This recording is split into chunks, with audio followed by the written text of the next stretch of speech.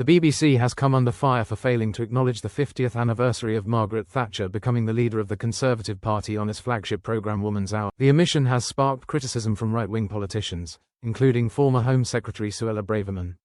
Thatcher, who succeeded Ted Heath as leader of the opposition in February 1975, later became the UK's longest-serving Prime Minister in modern history. Her tenure brought significant political and economic changes, earning both admiration and controversy. Baroness Jenkin was among those who expressed disappointment over the BBC's decision, pointing out that while Woman's Hour celebrated 40 years of EastEnders, it failed to mark Thatcher's historic achievement. "Whatever you think of her, she was an inspiration to women," she remarked. Braverman, a vocal critic of the BBC's licence fee, also condemned the omission, calling it very disappointing that the programme ignored Thatcher's milestone. Meanwhile, right-leaning broadcaster GB News devoted extensive coverage to the anniversary, reflecting on Thatcher's leadership, including the miners' strike of 1984-85 and the contentious poll tax.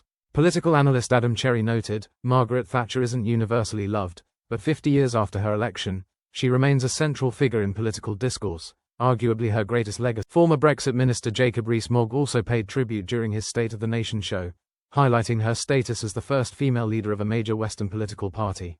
He emphasized her global impact, recalling how few predicted the profound influence she would have on Britain and beyond.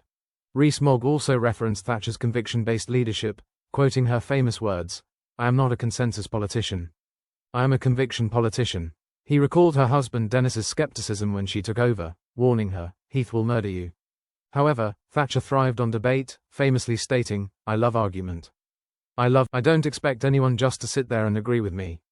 That's not their job." Thatcher's tenure as Prime Minister from 1979 onward saw sweeping economic reforms, from privatization to major confrontations with trade unions, policies that continue to shape British politics today. Her legacy remains deeply divisive, with some praising her strength and others condemning her policy. Responding to criticism, a BBC spokesperson defended the network's coverage, stating that Thatcher's legacy had been extensively discussed on Woman's Hour and Today, and that a new drama, When Maggie Met Larry, exploring her relationship with Laurence Olivier, was set to air soon.